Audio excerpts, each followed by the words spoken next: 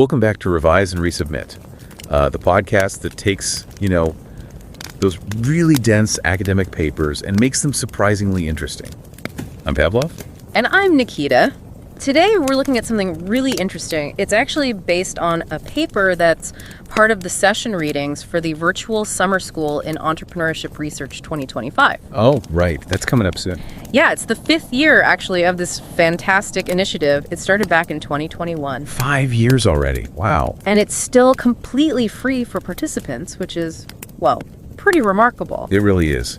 And a huge shout out is definitely deserved for Professor Vishal K. Gupta and PhD candidate Athena Skio-Baloo. Both from the University of Alabama. Exactly. For, organizing and really driving this whole thing. It's such a unique program and a real contribution. Absolutely agreed. So the topic of the paper we're diving into today, it's about when family businesses, well, let's just say they don't always behave perfectly. No, not so sunny side. Precisely. We're going to explore the world of dysfunctional behavior in family firms. That's right. And this isn't just anecdotal. We've got a comprehensive review here, pulling together findings from 160 studies. Wow. 160, that's massive. It is. Across a whole range of academic fields. So it's a real proper deep dive into the complexities, that pop up when family ties and business get tangled together. What struck me immediately was this sort of tension.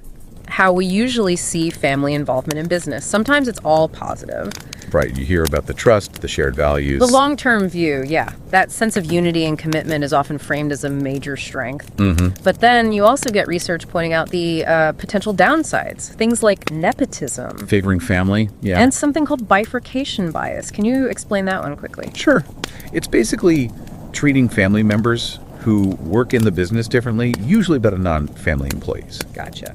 And what this review really highlights is that some of those things we see as advantages, well, under certain conditions, they can actually create the space or even the justification for some pretty negative behavior. Okay, interesting. Let's unpack that. So our goal today is to really get at the root causes of these dysfunctional behaviors. We'll look at how family dynamics, stuff that was going on before the business even started, plus external pressures, how they play a role. And it's important for listeners to get a handle on just how broad the term dysfunctional behavior is here.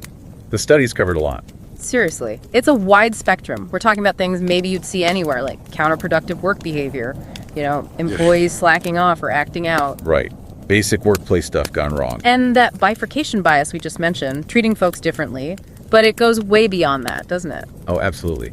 The research also dug into more serious issues, nepotism, of course, actual theft, bullying. Even gender discrimination. Yeah, and various kinds of conflict within the firm. And it doesn't stop inside the company walls. Not at all. No.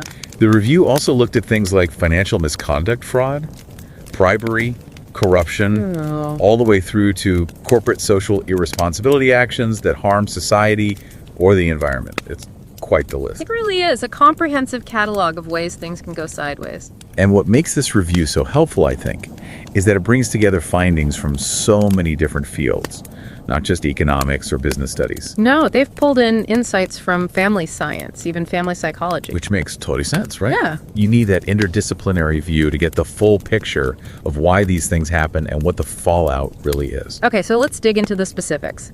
According to this big review, what exactly counts as bad behavior in a family business? Well, the definition they use is pretty wide-ranging. Essentially, any willful action, something done on purpose in the workplace. Okay. That either goes against the company's rules or norms or has the potential to cause negative outcomes. And negative outcomes not just for the person doing it or the family. Exactly. It could hurt individuals, the family unit, the organization as a whole, or even external stakeholders, the community. Yeah. It's broad. Right, a ripple effect. So within that definition, what kinds of things did those 160 studies actually look at? Okay, so we've got those counterproductive work behaviors, like we said. Yeah. Then bifurcation bias, that unequal treatment. Nepotism, theft, bullying, the ones that maybe seem more obvious but probably have unique twists in a family setting. Definitely.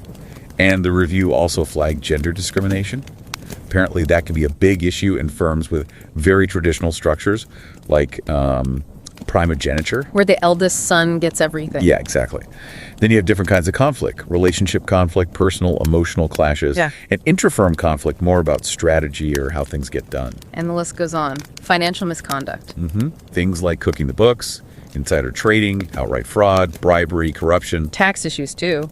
Yep, tax avoidance or evasion. Yeah. And various kinds of corporate social irresponsibility. It's quite a sobering rundown. It is. And a really key point the review makes is that while lots of research has looked at these behaviors inside the firm, there hasn't been as much focus on the family dynamics that existed before anyone even joined the business, or on the external factors, the business environment itself, that can push things in a bad direction. That makes a lot of sense. Old family patterns don't just disappear at the office door. Exactly. They carry over. Now, the review splits things into internal and external dysfunctional behaviors. Can you walk us through that? Sure.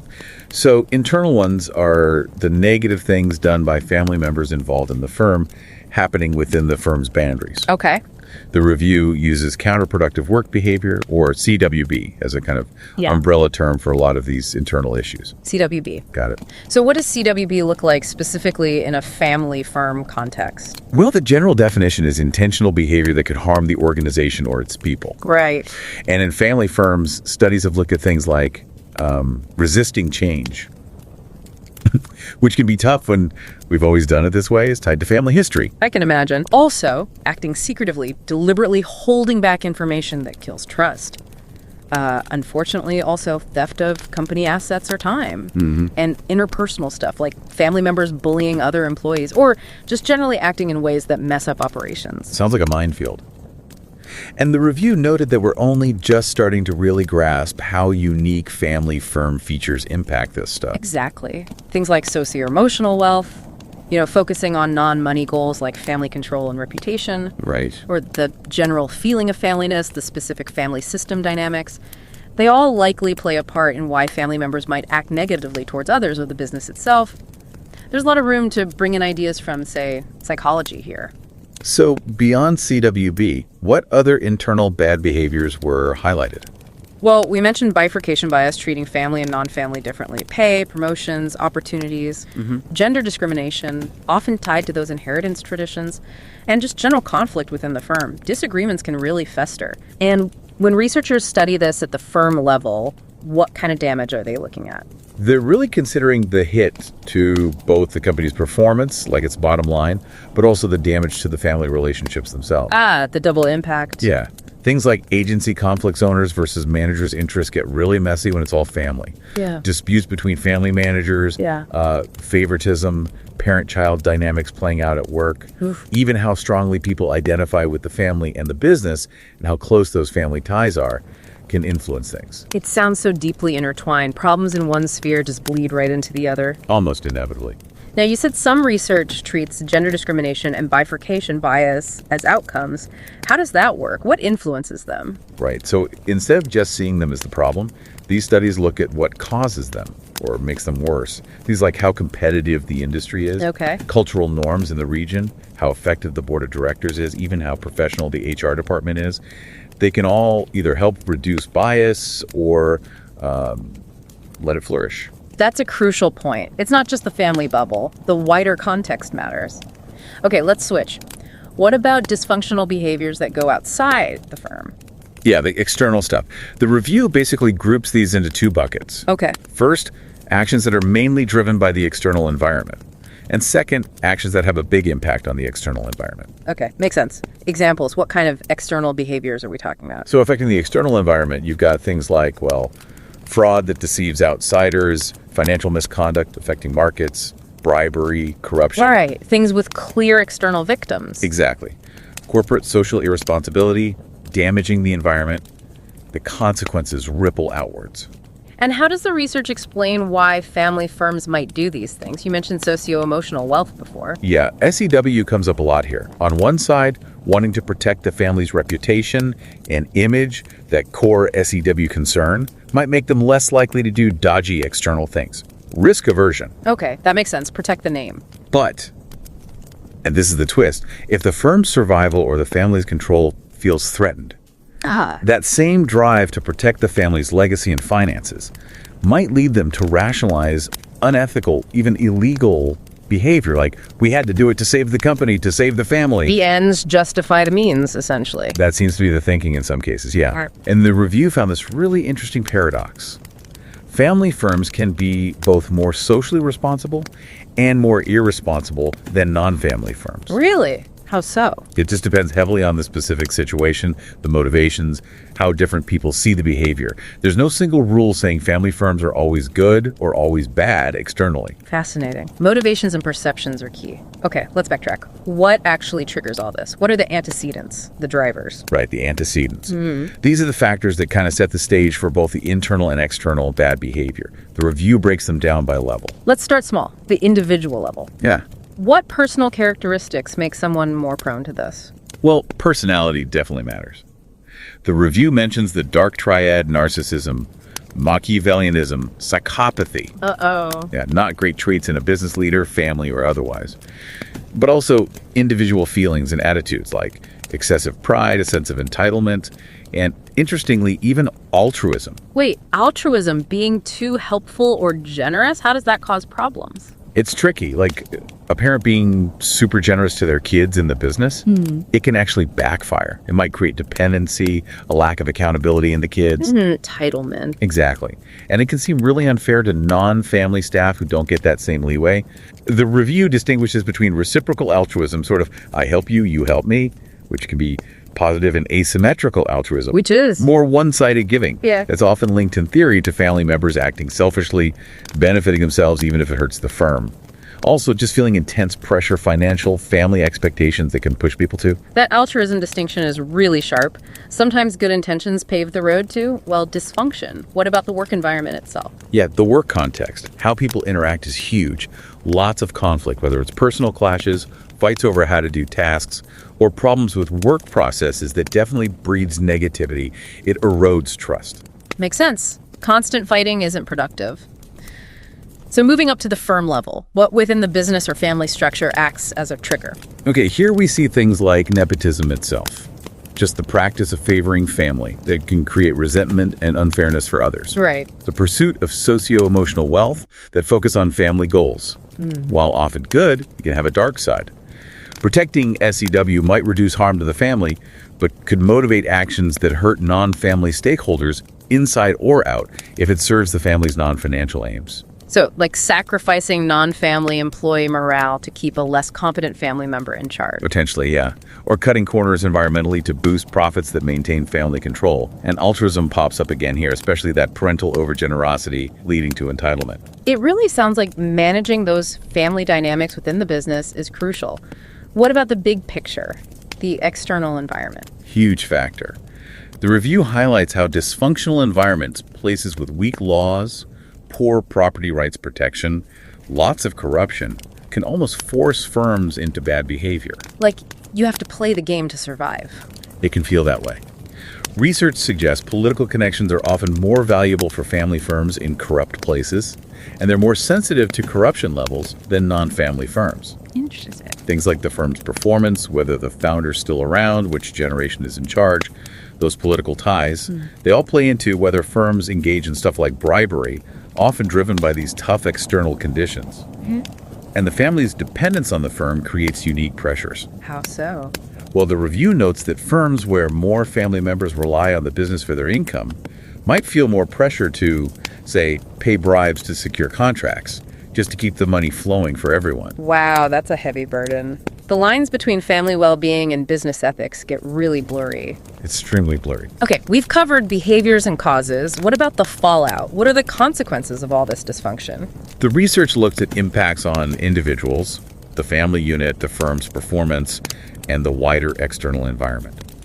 And unsurprisingly, the consequences really depend on who did what to whom. Can you give an example of how consequences might differ? Sure. Take that bias against non-family employees. Right. The consequence for the firm might be higher turnover of skilled staff, lower morale, maybe worse performance overall, harder to grow. Right. But the short-term consequence for family members might actually be positive, faster promotions, maybe higher pay because they're favored. So winners and losers within the same system directly resulting from the dysfunction. Exactly. And studies have compared family, non-family firms on things like corporate social irresponsibility, environmental actions, even loan interest rates they get, also how they perceive business obstacles and their tax behavior. And what do those comparisons generally show? Is there a pattern? It's mixed, actually. Some research suggests family firms can be more socially responsible, better on environmental issues, maybe less likely to evade taxes. Okay, that fits the SEW reputation argument. Right. But, interestingly, the review also mentioned a study where frequent bribe paying negatively affected how family firms perceived business obstacles over time. It suggests they might interpret or rationalize the impact of negative acts differently than non-family firms do. That's subtle. Not just if they do it, but how they think about its long-term effects on their business. Precisely. It gets into the mindset, the rationalization process within the family firm culture. This is fascinating stuff. Now, the review really pushed for bringing in ideas from other fields like family therapy and family studies. Why is that angle so important here? It's crucial because, fundamentally, a family business is where two complex systems collide: the family and the business. Right. Insights from family studies can give us a much richer understanding of the underlying relationship patterns, the communication styles, the emotional baggage, basically, that fuels dysfunction in the business context. What kind of specific topics from family studies are relevant? Oh, several. Like how siblings feel about fairness or injustice from their parents. That sheds light on bifurcation bias at work. How conflict between parents affects kids well. How does conflict between owner parents affect the next generation in the firm? Makes sense. Even things like sibling estrangement, how sibling relationships change in adulthood. That's super relevant when siblings work together. And the impact of divorce on family dynamics obviously can rock a family business. It's like the business is just another arena for playing out those long-standing family scripts. That's a great way to put it. And family systems theory is useful here too. It helps map out those complex relationship webs and recurring patterns that lead to conflict and negativity among everyone involved: family, non-family employees, owners. And the review also mentioned we need to think about family diversity more. Absolutely. Moving beyond just this sort of traditional nuclear family model. Different family structures, cultural backgrounds, ethnic identities, they all shape how family businesses run and the challenges they face. You also mentioned negative imprints earlier. What's that about? Right. The idea is that early family experiences leave these lasting marks or imprints on people. They shape beliefs, behaviors, expectations later on. Okay. So negative imprints may be a deep sense of entitlement or a history of feeling unfairly treated within the family could explain why some individuals are more prone to dysfunction once they're in the business. Those old patterns resurface. Like ghosts from the family past haunting the boardroom. The review suggested some future research directions based on this. Yeah, there's some really interesting ones, like digging deeper into kin selection, that biological drive to favor relatives and these early imprints. How do they explain behavior that might even harm the firm? Also, does it matter how related people are? Does nepotism towards a cousin have different effects than towards a child? Exploring that link between kinship distance and bias. Those are deep questions, touching on psychology, even evolutionary biology, and culture and ethnicity too. Yes, definitely. How do different cultural norms about family versus business, or the specific racial or ethnic experiences of a family, influence how things like nepotism or primogeniture are viewed and what impacts they have? What's normal in one culture might be totally unacceptable in another. It really hammers home that good and bad aren't always black and white here. Context is everything. Global. The review even raised the idea that sometimes a negative act might be seen as good or necessary by those inside. Examples. Sure, nepotism gets a bad rap, right? But some might call it strategic nepotism, placing trusted family in key roles to ensure control and continuity. They see it as functional. Okay. Or secrecy. Usually bad, suggests mistrust. But maybe a leader keeps secrets from someone they know is untrustworthy, perhaps preventing worse damage, even bribery or tax evasion. Some might rationalize it as just a cost of doing business, necessary to keep the firm afloat, ultimately benefiting everyone employed there. It really depends on your perspective, who benefits, and maybe the perceived alternatives in that situation.